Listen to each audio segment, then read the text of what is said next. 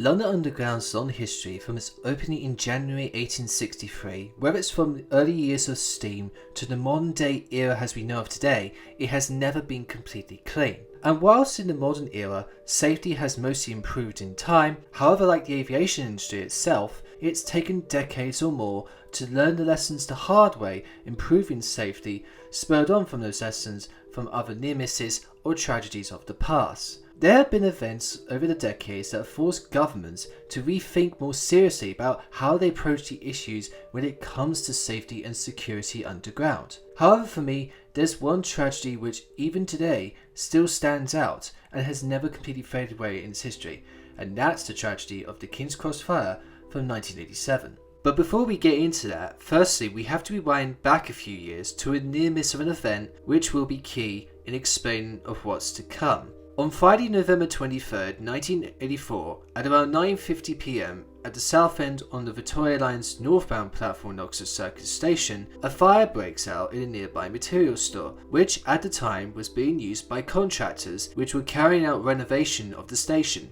The resulting fire that followed led to total chaos underground, with up to 10 trains from Bakerloo, Victoria and Central Lines combined being stranded in the tunnels. Eventually, out of the 10 trains that were stranded, 6 were evacuated on the platforms, whilst the other 4 trains passengers had to evacuate via the rolling tunnels themselves. Now, in emergencies as of today, that any engineer accessing the track, or if you have to evacuate from a train inside the tunnel, it can only be done safely once the traction current is discharged or turned off. It took until 12:45 a.m. to evacuate the last passenger. However, it wasn't until just before 3 a.m. on November 24th when the fire was finally extinguished.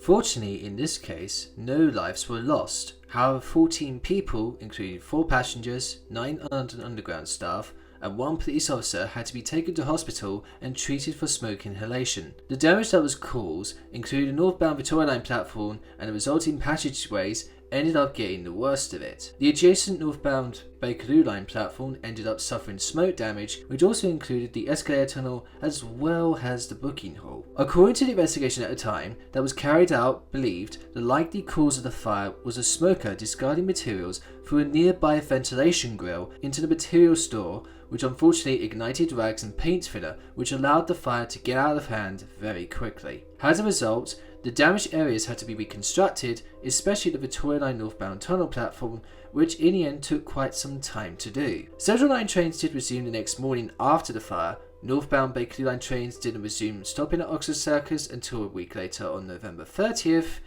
As for Victoria Line itself, it didn't resume stopping until December 17th. However, full reconstruction and refittings of the northbound tunnel platform would not be completed until over a year later in early 1986. Now, there are some things to note that before the Oxford Circus fire at the time, that the smoking ban was beginning to be introduced, which first started in July 1984. However, at the time, it only applied on the trains themselves, not on station platforms. Nearly 3 months after the Oxford Circus fire, in February 1985, London Underground did introduce a smoking ban on all subservice stations. So at this point, the near miss of Oxford Circus should have been the first big warning that safety on the tube system needed to be toughened up as a matter of urgency. The smoking ban itself should have been enforced across the underground system everywhere in its entirety. However, it wasn't effective as it seemed, nor it was strictly enforced. This would eventually prove to be disastrous and would lead to the tragic events that were to come at King's Cross a few years later. So fast forward to 1987. Now, at this time, King's Cross St Pancras Station's layout consisted of 10 platforms, with the oldest 2 at the time being the Circle and Metropolitan lines. Now you're probably wondering, why no mention of the Hammersmith City line in this? Well, back at the time in 1987, it would have been very easy to confuse the Metropolitan line going from Hammersmith to Whitechapel or Barking in peak hours compared to today. The trains which, at the time, like the Circle line and the Edgware Road to Wimbledon District line, were operated by C69 and C77 stock. Now, the confusion was that the Metropolitan Main Line services, which were operated at the time by A60 and A62 stock, were mostly and surprisingly cut back to Baker Street and only ran to either Moorgate or Aldgate in peak hours only. Also, not forgetting the other platforms made up for the underground side of things were the Piccadilly, Victoria and Northern Line platforms, which at the time, access to them wasn't that great. Also, you had a subway connection to King's Cross Midland City platforms, which had only been reopened 4 years earlier in 1983, when electric trains, at first, Class 317s to be exact, ran into Moorgate at the time via the City Widened lines. So the stage was set for the evening of Wednesday, November 18th, 1987, and it would result in one of London Underground's darkest days. Just before 7:30 PM, a fire breaks out halfway up the Piccadilly line escalator. A British Transport Police officer and a station staff member investigated and found a small flame flicking out from one of the wooden steps. So a call was made to the London Fire Brigade in Soho, which a team of firefighters from Redwatch responded to the call. 9 minutes later, at 7:39, British Transport Police decided as a precaution to evacuate the station. 4 minutes later, the team from Redwatch arrived at the station, which at the time was led by 45-year-old Fire Chief Colin Townsley, who went down along with Governor Robert Moulton to investigate, and at the time, the fire was slowly increasing. The conclusion that was made was that the fire should be easy to put out using just a water jet and breathing apparatus. Unfortunately, that would never happen.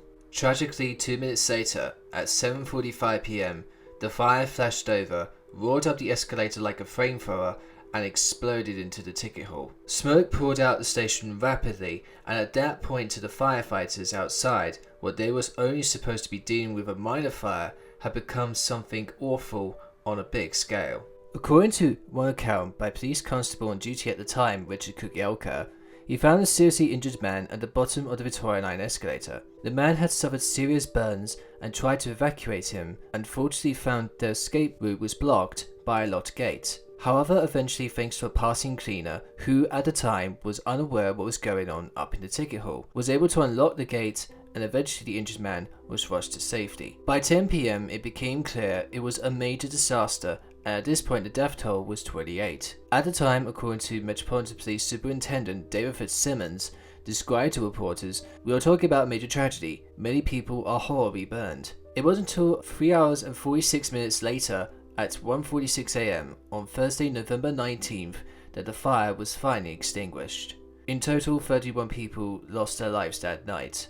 100 were injured, 19 seriously.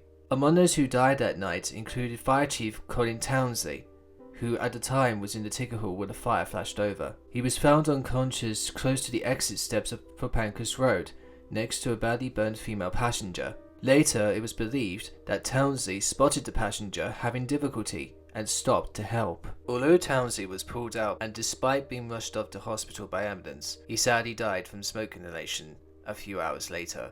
One of the unknown stories that came out was that at the time, back when forensics was in its early development, back in the late 1980s, was that not all the victims were identified. One of the victims was an unidentified man, which at the time was known as Body 115. It wouldn't be until January 2004, thanks to modern day forensics, that in the end the unidentified man was identified as Alexander Fallon, who was 73 years old at the time of the tragedy and was from Falkirk, Scotland. The King's Cross fire at the time and remains to this day the deadliest fire in London Underground's history. So the question was, what could have gone so horribly wrong that night, and why did it happen? Prime Minister at the time, Margaret Thatcher, would set up a public inquiry which consisted of 4 expert advisors and would be led by Desmond Fennell QC. It didn't take long to find out what started the fire, and it was a discarded match that somehow managed to be dropped by a passenger lighting a cigarette through a 1 centimeter gap of the wooden steps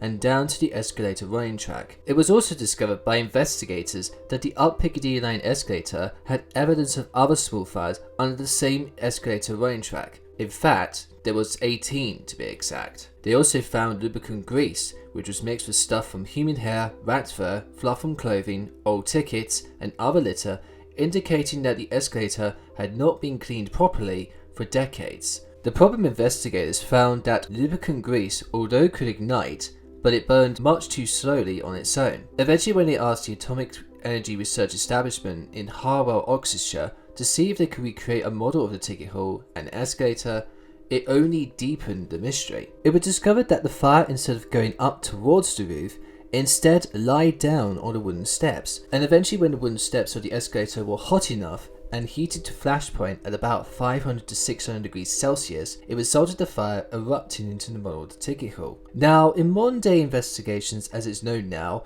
that fires at an angle, especially at a 30-degree incline, would behave differently compared to a flat surface. However, at the time of King's Cross fire, it was something that was very unheard of. Eventually, it wasn't until July 1988, the investigators decided to settle the arguments once and for all by recreating a third-scale layout of the ticket hall of King's Cross St Pancras and see what happens. Now, according to the experiment at the time, the fire behaved normally for around 7.5 minutes. However, after that, it then changed direction and started to lie down the wooden steps before in the end erupted into the model of the ticket hall, which in fact would match the prediction made by the simulation from the Atomic Energy Research Establishment. The discovery that was made at the time would be named the trench effect, which tragically on the night of November 18, 1987 played a major role. So on that night, the fire lied down on the wooden steps and gradually began to heat them up rapidly. The escalator sidewalls ended up boxing in the fire, and as a result channeled the heat instead of going up towards the roof. Instead, it went up the escalator, which eventually at 7:45 PM, the fire reached flashpoint and ignited. So in the end, the investigation did establish the cause of the fire and factors that led to the final flashover. However, it was also discovered that there were a series of critical failings by both London Underground and London Regional Transport Management, starting with the smoking ban from February 1985, which had been introduced after the near miss at Oxford Circus in November 1984. As I mentioned earlier, it was never strictly enforced by London Underground staff, which allowed smokers to ignore this with ease, especially on escalators. Next, it turned out that the paint of the station itself played a major role in fueling the fire, because up until 1987, the station had been repainted 20 times. Now, a few years earlier, the Director of Operations at London Underground warned that the old paint may pose a potential fire hazard. However, in the first series of oversights, it was ignored by other colleagues because at the time, painting protocols were part of his purview. They also found complacency amongst London Underground staff and management themselves, because up until the King's Cross fire, when there were fires in the past, they had not caused a loss of life. In fact, from 1956 to 1987, there had been up to 400 other fires on the London Underground system. In fact, in 1987 alone, there had been 45 other fires prior beforehand, but unfortunately this time 546 at King's Cross was fatal. There was also from little to no training of staff when it came to dealing with potential fires underground or handling evacuation of any tube station. It meant at the time staff were only expected to call the London Fire Brigade if a fire was out of control. Eventually on November 10th, 1988, almost exactly 1 year to the tragedy, Desmond Fennell QC published his findings, which had a long and lasting impact. Several members of senior management at London Underground and London Regional Transport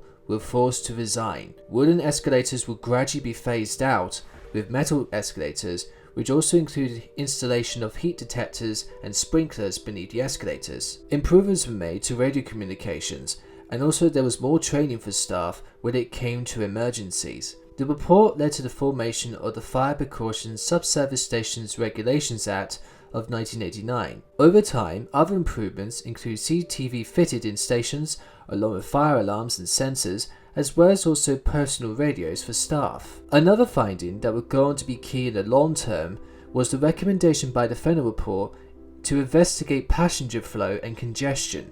This, over time, would be a major factor in future station overhauls, such as London Bridge in the 1990s, King's Cross in Pancras in the 2000s, and recently Tottenham Court Road being some examples. As for the fire brigade, the report led to improvements to clothing that replaced the yellow plastic leggings and rubber gloves, which on the night of the King's Cross fire both melted in the heat and reduced movement. However, despite the recommendations, whilst most were implemented gradually over time, others took longer than expected. The recommendation for replacing wooden escalators was not acted on by all stations.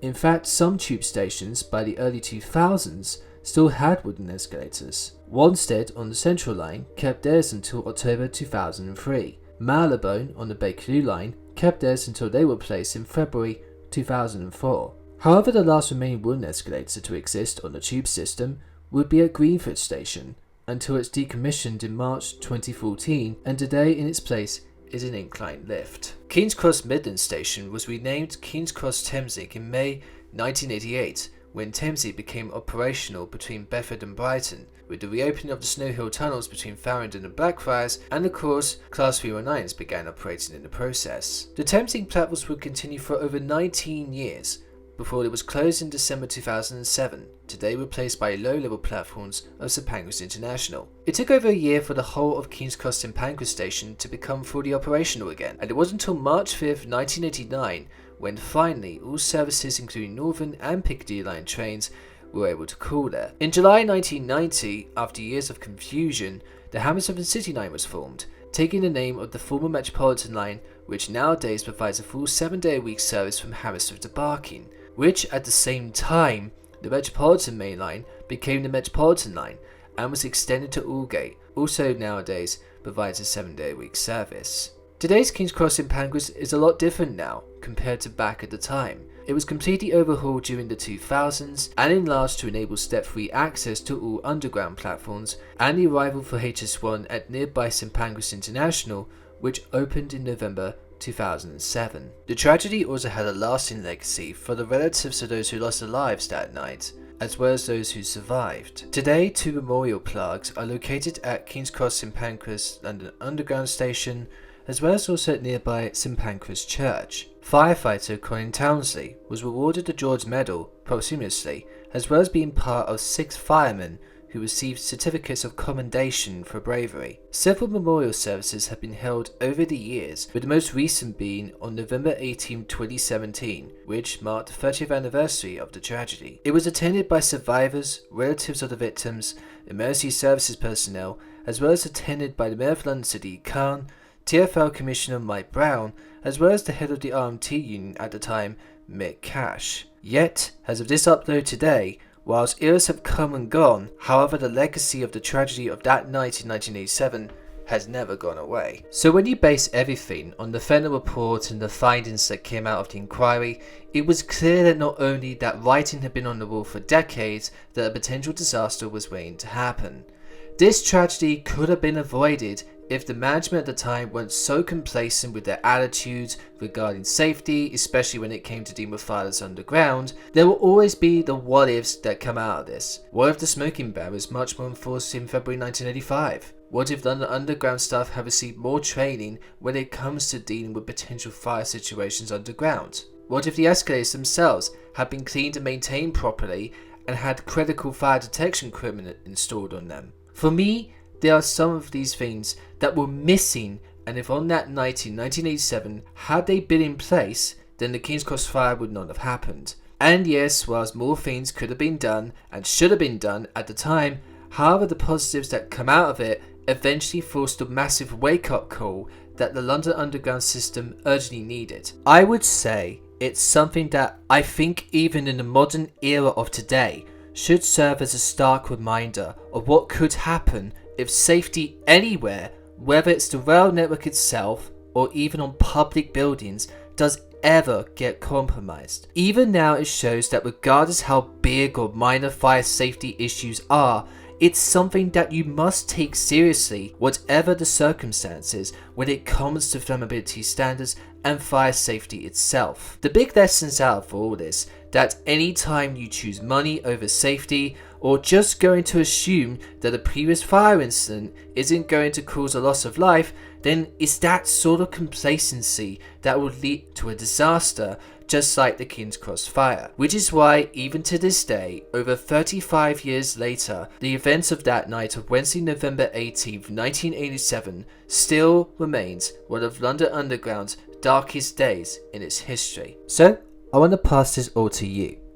What are your thoughts about the legacy of the King's Cross fire and the fallout resulting in the wake-up call when it comes to safety on the London Underground moving forward, back then as well as today? Leave your thoughts in the comments below, and you can leave a like, share and subscribe for more rail content. And until my next video, see you next time. Bye guys.